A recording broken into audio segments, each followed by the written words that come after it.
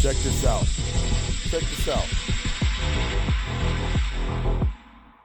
On January 10th of 1963, 45 current communist goals were submitted to the congressional record. Number 13 was, do away with loyalty oaths.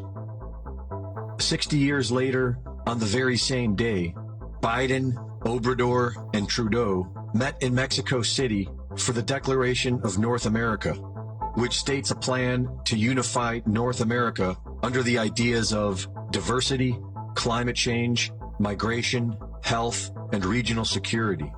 The beginnings of a North American Union, which is a step towards a one-world government. According to law, elected officials must swear an oath that they will support, defend, and bear true faith and allegiance to the Constitution of the United States against all enemies, foreign and domestic.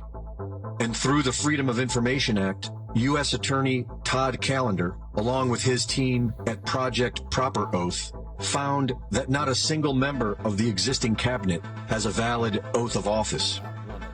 U.S. Secretary of the Treasury Janet Yellen has no oath of office.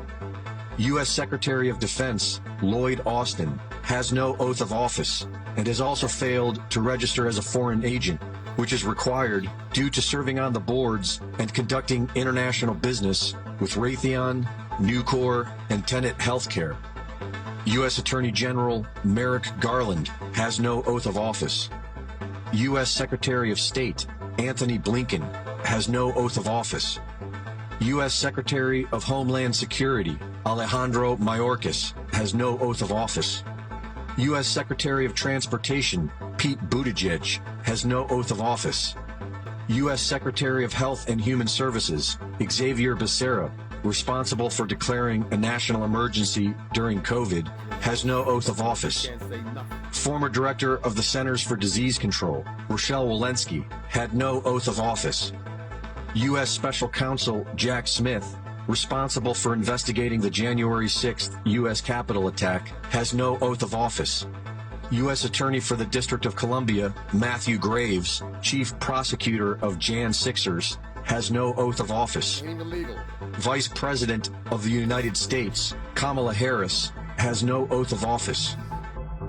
Within 30 days of appointment to public office, all public officials are legally required to have a signed and notarized copy of their oath of office.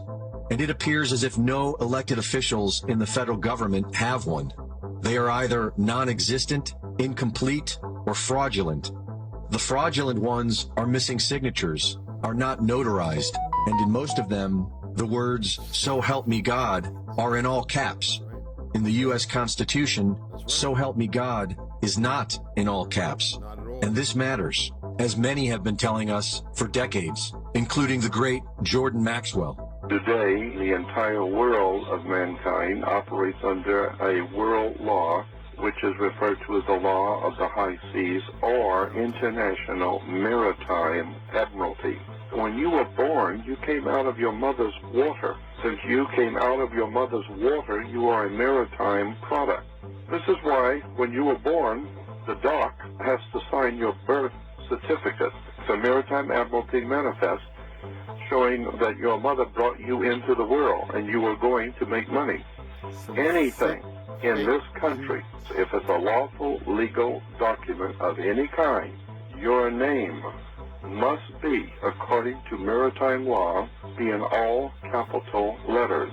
Why? Because you do not own your body. You do not own yourself.